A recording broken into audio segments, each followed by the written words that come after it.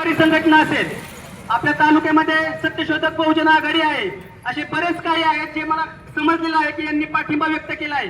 प्रथम मी या सर्वांचं मनपूर्वक असं धन्यवाद व्यक्त करतो. आणि इथून पुढच्या काळामध्ये अशा काही गोष्टी होणार नाहीत याची काळजी पोलीस प्रशासनाने सुद्धा घेतली पाहिजे.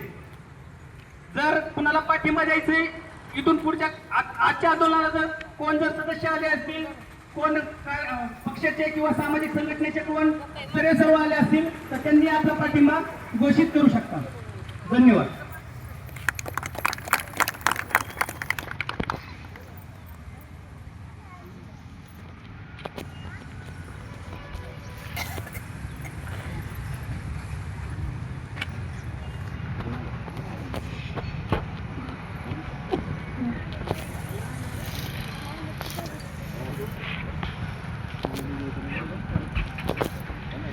आज पाटस कसबे हे गाव 100% बंद ठेवून सर्व समाजातील व्यवसाय बंधूंनी 100% पाटस बंदला प्रतिसाद देऊन विविध संघटनांचा या ठिकाणी पाठिंबा हा मिळत आहे.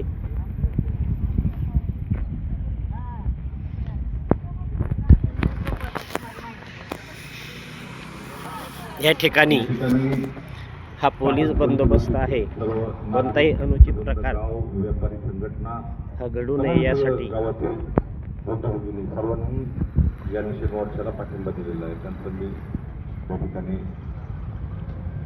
आभार मानतो. खरोखरच अन्याय होत असेल तर आमचं गाव फार मोठं आहे, पाटातील पंचकृषी आहे. ज्या ज्या ठिकाणी अन्याय होतो त्या त्या ठिकाणी गावातील सर्व जाती धर्माचे लोक एकत्र येतात आणि त्या अन्यायाला विरोध करतात. ह्या गावाची परंपरा आहे. आणि या ठिकाणी हा जो अन्याय झालेला आहे तर ह्या अन्यायाला आम्ही प्रत्युत्तर पाटस या ठिकाणी आद्यक्रांती रोमाजी राजे या ठिकाणी काही समाजकंटकांनी दगडफेक केली 2 दिवसापूर्वी. त्याच्या निषेधार्थ हा जमलेला समुदाय पुणे जिल्ह्यातील अनेक संघटनांनी हा त्या ठिकाणी या निषेध मोर्चाला पाठिंबा दिलेला आहे. हे असं कृत्य पुन्हा होता कामा नये यासाठी शासनाने या ठिकाणी कठोर अशी कारवाई त्या समाजकांवर करावी अशी मी असं व्यक्त करतो.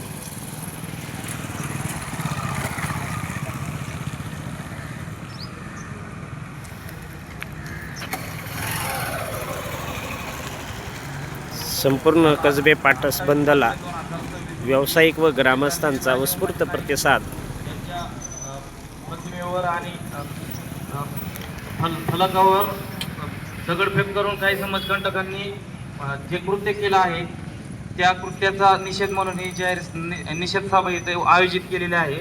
तरी प्रशासनाने या समाजकंटक हे कृत्य जे केलेले आहे त्या समाजकंटकांना कठोर अशी कारवाई त्यांच्या प्रशासनाने करावी अशी या जाहीर सभेतून समाजाच्या वतीने आणि पूर्ण ग्रामस्थांच्या वतीने मी इथे निषेध मोर्चाच्या वतीने मी प्रशासनाला अशी विनंती करतो, नम्र विनंती करतो की या क्रूर निषेध या मोर्चा सभेने